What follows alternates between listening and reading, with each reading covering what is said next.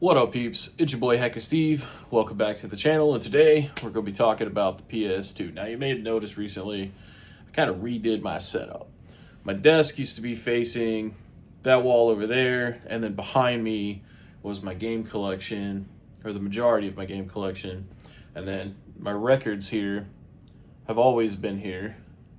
But now I've moved the game collection over here, and we got my other drawers over there in the corner. So I just kind of moved it over here so I'd have more space when I record these types of videos away from the desk. Right now I got this temporary fold out table here because I haven't figured out a permanent place to set up this PS2. Because I have my retro cards. I've showed that before. I'll show a picture here. But it has the fat PS2 on it. It's got the Wii U, the 64, a bunch of other stuff. But recently I was gifted this old school cathode ray television, CRT, and I'm just really excited to finally place a PS2 on the CRT because it's been about 18 years. I think around 2007 was the last time that I played PS2 on an old school CRT as God intended. That's the way that it was intended, not blown up on an HD TV or upscaled.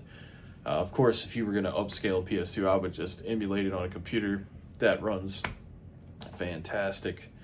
But yeah, it's been a while since I've played PS2 on a CRT. So I'm really excited to get that done today. And also, I just want to say, the PS2 in general, man, one of the best consoles of all time. Definitely my favorite console of all time, and that could be because of the huge library of games it ended up getting, the huge franchises that it was able to have in its library, and also just the time period of my life that the time that I was growing up in. It came out in 2000, the original model, so I was 10 years old. And then, they stopped making PS2 games in I don't even know, 2011, 2012, maybe even after that. So it had a really long supported life. And I always wanted a silver PS2. And I finally was able to get one. I spoke about that in the pickups video when I showed it off. It came complete in the box. But now I've got it set up right here, and I'll show you guys. It's not perfect, but the blemishes that it does have are very minimal compared to a lot of these silver PS2s that I see or have seen in the past. So it just made sense to go for it. And this is the brand new DualShock that I opened in my pickups video. And here is the older one that came with the silver PS2. So it's cool to have a set of silver controllers. But yeah, man, we're gonna pop on the CRT, and we are going to spend a few minutes just playing a couple of games here. Now, these aren't reflective of my favorite games. Some of them are for sure, but just a couple of things I grabbed really quick that would be fast to play for a video. So let's get into it, man.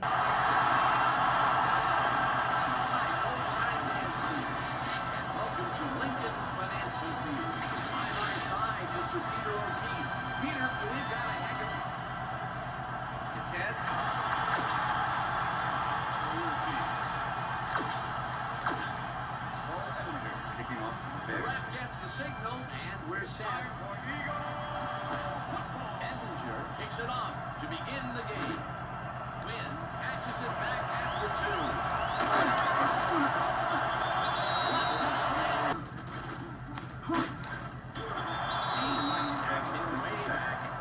Michael Daniels gets to his man in the backfield for a big loss. I don't know what happened to the protection. Let's have a look. Dan, it's all about focus and persistence. He was not going to let that quarterback get that pass off. The defensive design worked flawlessly. He spot the ball well behind the original line of scrimmage. Second and long ahead. Owen reels in the football.